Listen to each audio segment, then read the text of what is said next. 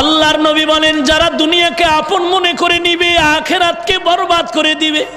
قال النبي صلى الله عليه وآله وسلم من أحب دنياه أضر بآخرته ومن أحب آخرته أضر بدنياه فآثروا ما يبقى على ما يفنى।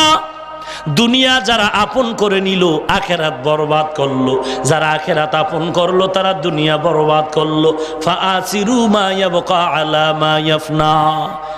ক্ষণস্থায়ী দুনিয়ার মায়া ত্যাগ করে চিরস্থায়ী আখিরাতের মায়া অন্তরে ঢুকায় নাও।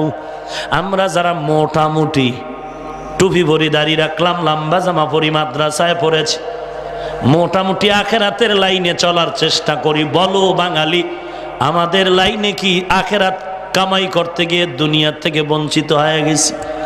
খানা বন্ধ, ঘুম বন্ধ, চলাফেরা বন্ধ, বিয়া শাদী বন্ধ, বরং তোমগো থেকে সব লাইনে আমরা অনেক আলহামদুলিল্লাহ আগানো।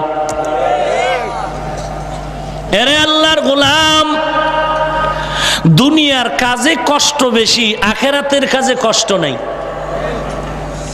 সারা রাত সারা দিন হাল চাষ করে মাথা গরম, মুয়াজ্জিনের আগে কৃষক মাঠে দৌড়ায়। এই যে এত কষ্ট করে ধান হবে চাল হবে, গ্যারান্টি আছে? হইতেও পারে, নাও হইতে পারে। ছেলেটা পরীক্ষা দিবে, লেখাপড়া রাত নাই দিন নাই, মাথার চুল নাই, পরীক্ষা দিবে, পাশ করতেও পারে নাও করতে পারে। 5 লাখ টাকা জমা দিয়া বিদেশ গেল, চাকরি পাইতেও পারে নাও পেতে পারে।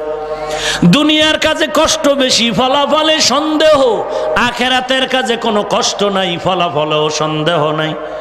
গরমের দিনে নামাজে মসজিদে বড়